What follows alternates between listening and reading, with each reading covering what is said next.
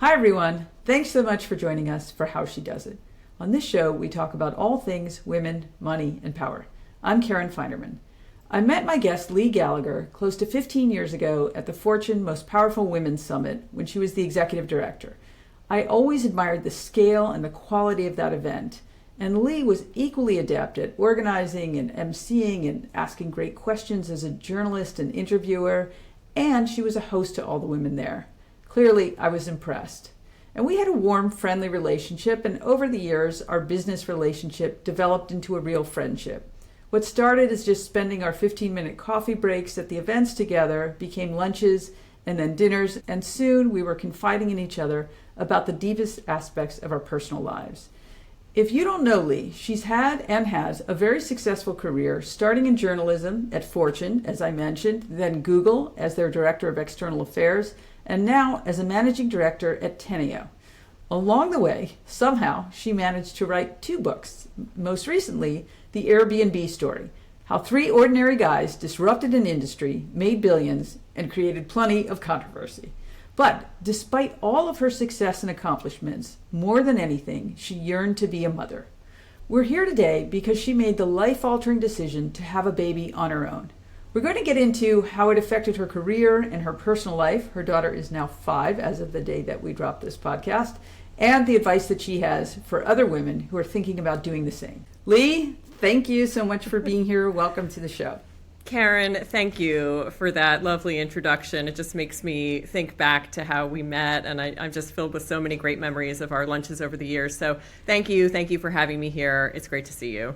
I am delighted. Okay, so first of all, for those of you who don't know Leigh, tell them a little bit about yourself and your long career.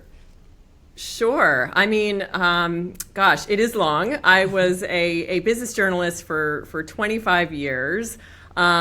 With journalism, they say that you're bitten by the bug, and I indeed was. In 9th grade, I grew up in a town called Media. Maybe that had something to do with it, Media, Pennsylvania. But I never considered doing anything else. I fell into the business side of journalism completely by chance. When I graduated from college, I just would wait on Saturday nights for the New York Times classified section to come out and circle all the ads, and I got a job at a trade magazine that covered the sporting goods business, and I was the footwear reporter.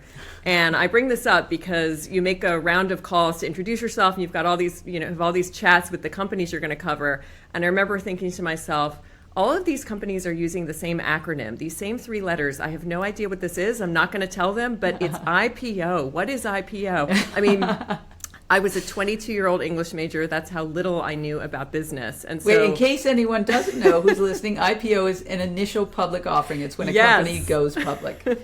Yes, good clarification.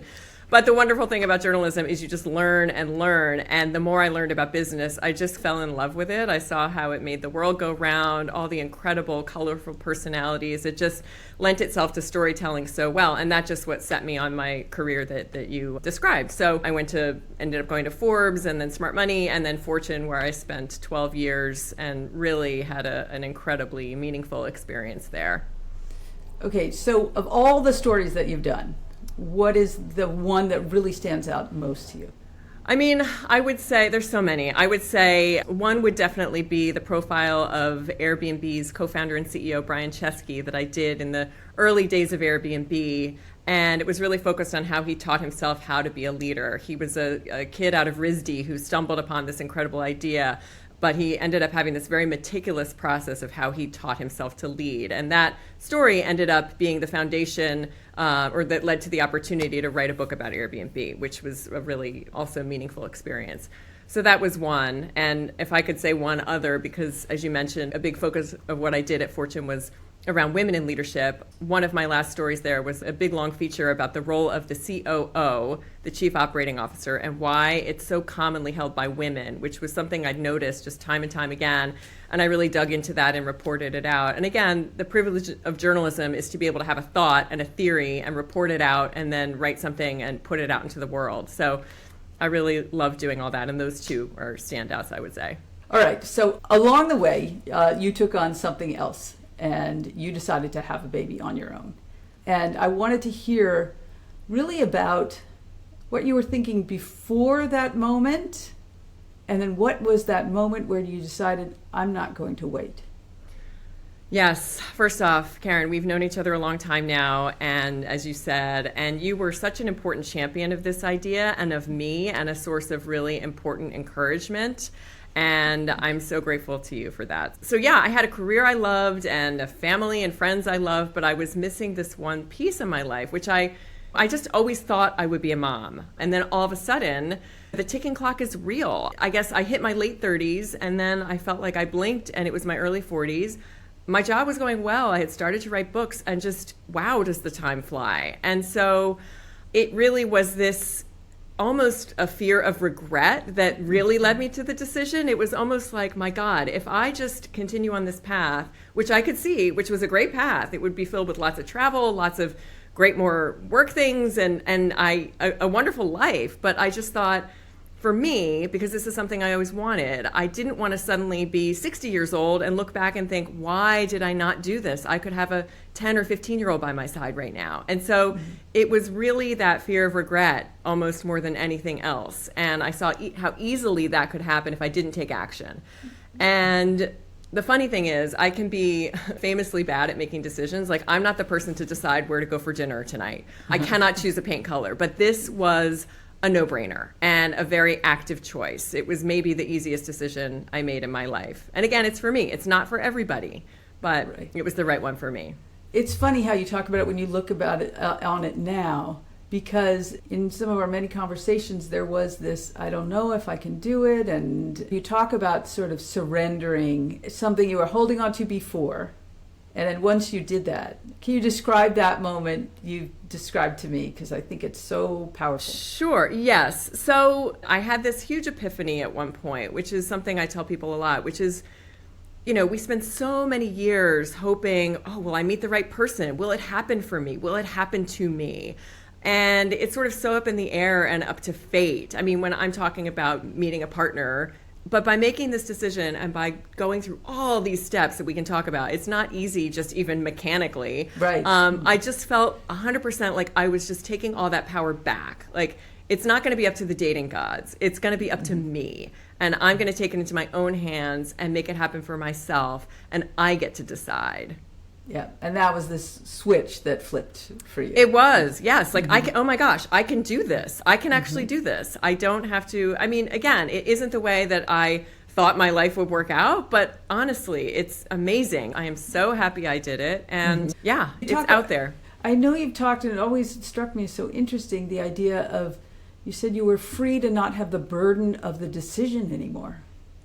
Well, yeah, because there were many years of, I know this is an option, but it did take me a while to sort of build up the courage. And honestly, I think part of that courage is just the pressure of the ticking clock. It's just like, okay, now's the time. I have to do, if I'm going to do this, it's going to be now. And if I don't do this, life will look a little different. It'll just be that other path. And so nothing like a deadline, as a journalist knows more than anything else. And of course, I should say, I talked to many people. I talked to many people who've done this before me, and I really relied on having those conversations, seeing it modeled, talking to many people about what it looked like, how they did it. Like, literally, how do you do it? How do you go to work in the morning? So I had a lot of those conversations, and I now have those conversations with a lot of people, because it really is important. If you can see it, you can be it, kind of thing. Okay, so you switch into a woman of action mode. And yes, you go into this. Okay, tell us about jumping into that world. I mean, once I made the decision, then I became back in a very familiar place, which is, as you say, action mode, like work mode, get it done. There's just like a ton of steps you have to go through. And that kind of checklist, that's very familiar to me. So there's a number of ways that women can do this. And the paths to single parenthood look very different. Women or men, by the way. Whether for women, I guess I'm speaking, I mean, some people get accidentally pregnant and then decide, okay, I'm going to do this, all the way through planning out every step from sperm donor to egg donor to surrogate to adoption, whatever one's journey might be. For me, I went through the equivalent of IVF and then picked a sperm donor. So that was the process, but it took many years and many tries, and it was a real journey. So I will say I was lucky in some ways, because IVF can be very physically taxing on a lot of people. And I felt very fortunate that it was not. And in fact, I felt that every injection was like part of that taking action. Every injection, every blood test that you have to travel across the city for, all felt like a step towards my goal. And so it was really empowering, even the very motions I was going through in the fertility process. So I kind of oddly liked it. I say that to people a lot, and people think I'm crazy, but that really is what it felt like to me. Right. So there was that. And then there's the whole process of picking a donor, which is, I mean, a kind of bizarre process, but the more you get into it and talk to other people about it, there is certainly some levity to it. You go online on these websites and you know, there's celebrity lookalikes. Everybody says, oh, this one looks like Bradley Cooper. This one looks like, I mean, it's hilarious. And there was an interesting kind of epiphany there for me too, which was, it can be really tempting to focus on, oh, I'm going to find, you know, looks or athleticism or brain power. But, you know, you don't get to choose everything. So what really ended up resonating with me was hearing these candidates speak. You can listen to audio interviews with them. And that really became one of the things I prioritized. How did they talk about themselves? How did they engage with and relate to the interviewer? Do they have EQ and a sense of self? I just kind of realized, you know what, that's what I care about more than anything. Language and EQ and presence and that humanity. And so that's what really resonated with me. And then you make this big decision and you pick and you literally click add to cart. And so if I write a book about this one day, it's going to be called Add to Cart. Okay, so you become pregnant. And describe what it felt like being pregnant and also balancing your life, knowing you got this giant responsibility coming up. Yeah, and that's true with anybody, right? Single or not. I mean, it's like, oh my God, this is suddenly just became real. And I had now talk about another ticking clock. I've got 9 months to get this all together and get my life ready. And so, first of all, I was so surprised when they called me because I was so used to it not working. And I remember I had plans with a friend for a drink that night, and I thought I'm going to really need this because I'm supposed to get this call today. And I just am feeling like it didn't work. And she called me and I picked up the phone and she said, congratulations. And I was floored. Then it's the process of just researching all the gear and figuring out how this is going to work. I mean, I didn't quite know. I had joined Google. I knew I would have a generous maternity leave and I would have time and space to figure it out, which really meant everything. But I don't know. My pregnancy itself was wonderful. It was almost like once I made this hard decision, A, it worked, and B, I had this kind of magical pregnancy. I felt great. I had happy hormones. My hair got better. My skin got better. I mean, it's like all the things they say don't happen to you. It was a really exciting and great time in my life. Okay, so you knew it was a girl, right? So I found out it was a girl, yes. And this brings up, there's some silver linings to doing it on your own. The doctors will write down the gender and put it in an envelope so that you can open it whenever you want. And right around the time that I could find out, it was close to my father's birthday and Thanksgiving, and I was about to go home. And so I ended up packaging it up with his birthday present, and I was there with my parents, and all of us opened it together. And I saved that moment to do it with them together. And that's something you might obviously do with a partner in a traditional situation. But I was able to share that moment. I have a video. It's great. It was so special. Okay. Another benefit, you choose the name. Totally up to you. There is no, we'll split the difference and come up with something neither of us loves, or you get to choose. Yeah, so many people said that to me when I was pregnant. So many people that were in partnerships that said, God, you're so lucky. And like I said before, I hate making decisions. So I said, no, I wish I could make this decision with somebody. But a lot of people did make that very point to me. So yes, I chose the name. I chose everything. Leigh, okay. So since Marin was born, how does your life work? How do you do it?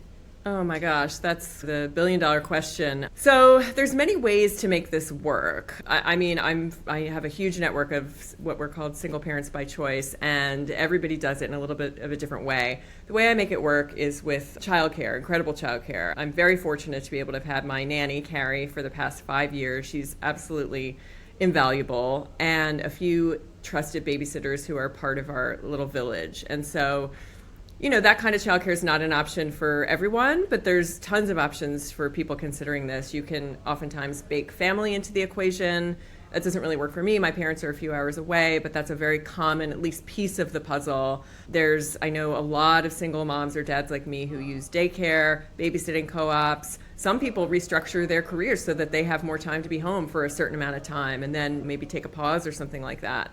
So that's really how I make it work. That is the glue that holds it all together. I go to work events, I travel when I need to, and it's all possible because of the incredible support that I have and the people that I have in my life, in both of our lives.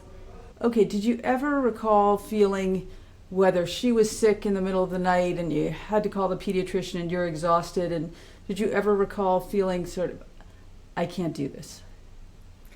Yeah, well, I felt I can't do this a lot. As does any parent. As does any parent, yeah. Right. Yeah, but the middle of the night thing has always been my concern. And for me, it's actually like me getting food poisoning in the middle of the night and being physically unable to do anything or having to get myself to a hospital. What do I do? And I have a list of people I can call. It hasn't happened yet. That is definitely a big thing. But it's also little things, like I cannot run an errand. Let's say I left my wallet at the supermarket. I couldn't run back unless I'd bring her with me or get a babysitter. Or at night, I can't move my car across the street for alternate side parking. I can't leave the house, and even though she's sleeping. And I can't go downstairs to the gym when she's sleeping. And another thing that is very real is when she gets up super early. She's a really good sleeper, but if she gets up super early one morning, and if I have a big project due that day, I can't roll over and say to someone, can you just get her? Can you go get her? I need to sleep a little bit more. Never. I can never do that. I mean, there is a lot that's just on you, and that is hard, but it's not what I thought it would look like. There's also sometimes in the mornings and the evenings, I'm alone with her before my nanny gets here. There's always inevitably some work crisis that breaks out that I have to address. And you know what? We're okay with that. Like, I put her in front of a show, I deal with it, and you just manage. And again, I think a lot of this is any parents of young children. It's universal, right. It's universal, yeah. I will say one of the things I struggle with most, speaking of something that is universal, is the administrative load. The administrative load of parenting, the doctor's forms, the school applications, the summer stuff, the researching the baby monitor, all that, the life insurance. It's just all of this stuff plus managing a household, like all of that stuff feels like a ton and very pressing all the time. And that also is any parent. And in fact, we know that in two-parent households where there's a man and a woman, a lot of that work does fall to the woman. And so I know I'm not alone in that. And it's not easy. No, it's not easy. It is almost a crushing amount of work, especially the school thing in New York. It's like applying your kid to college at age 5 and then again exactly. And I'm doing public school. But even then there's a whole bunch of things that are there's just lots of boxes to check for everything. I went through fertility issues and IVF and the whole thing, and at the end of the day, I sort of had two revelations, one of which is I had really wanted my own biological children before the whole fertility thing. And after having children, I really thought, you know what, it doesn't really matter. They may come through you or not, but they are whoever they are, regardless. That was one thing. And the second one was, it really felt like there was this destiny that my children, I would end up with my children. Whatever path had to happen for that to be the case, this was the destiny for me. And I think many parents feel that, and I wonder if you feel that with your very sort of circuitous and unexpected road to get to Marin.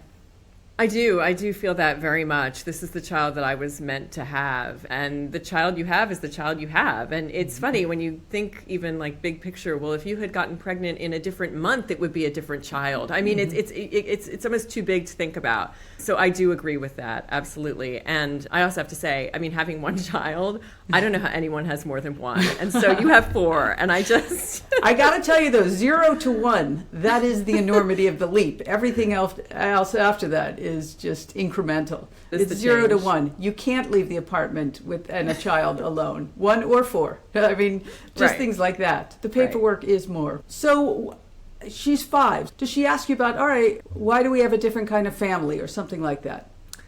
Not yet. The research all says that you just want to be as transparent as possible.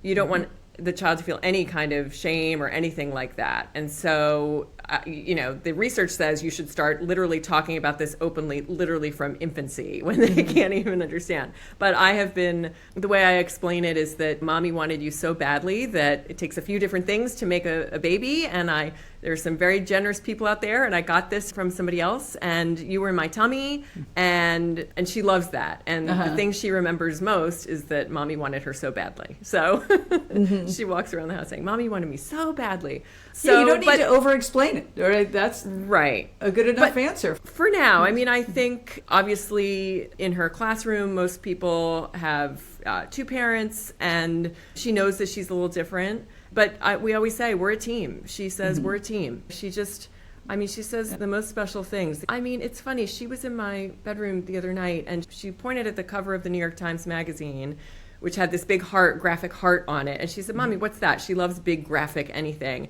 I said, oh, that's a heart, because it's their modern love issue, and that's a heart for love. And she was satisfied, and she walked out of the room, and she sort of flipped her head back, and she said, well, maybe it's about you and me. Oh, and my God, she said it like a little adult, and I just thought, oh my God, it is about you and me. That is our modern love. That absolutely is.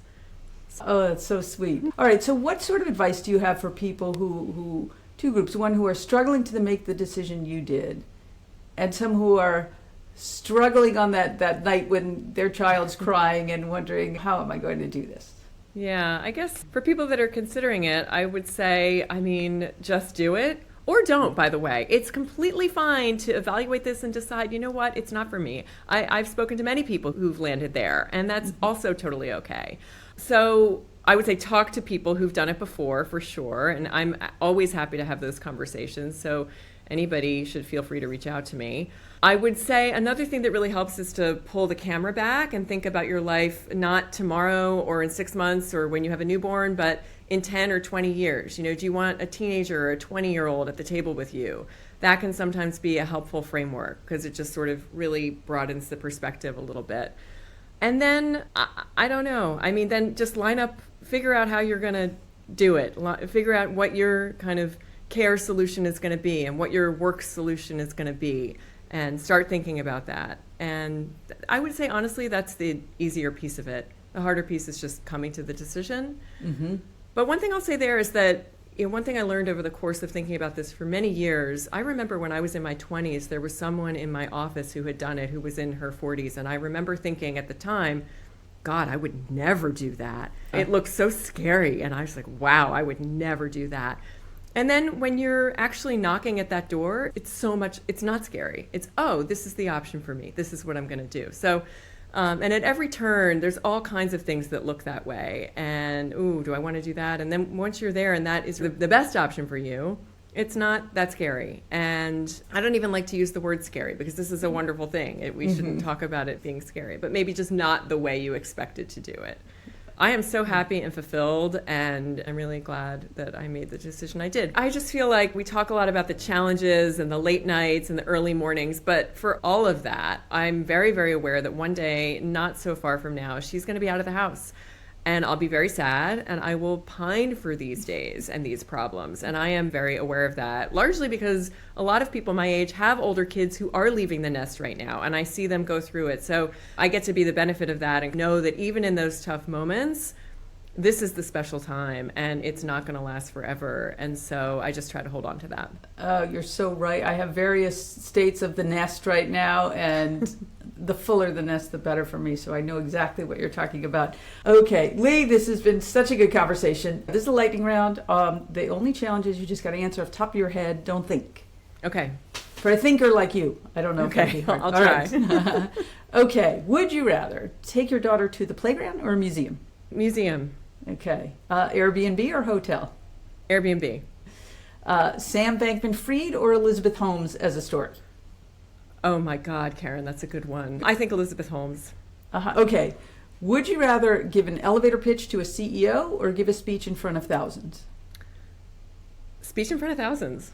You've done it before. You're good at it. Okay. Backstage at a concert or VIP at a game? Backstage at a concert. Okay. Would you rather be on the road or snuggled up at home? Snuggled up at home.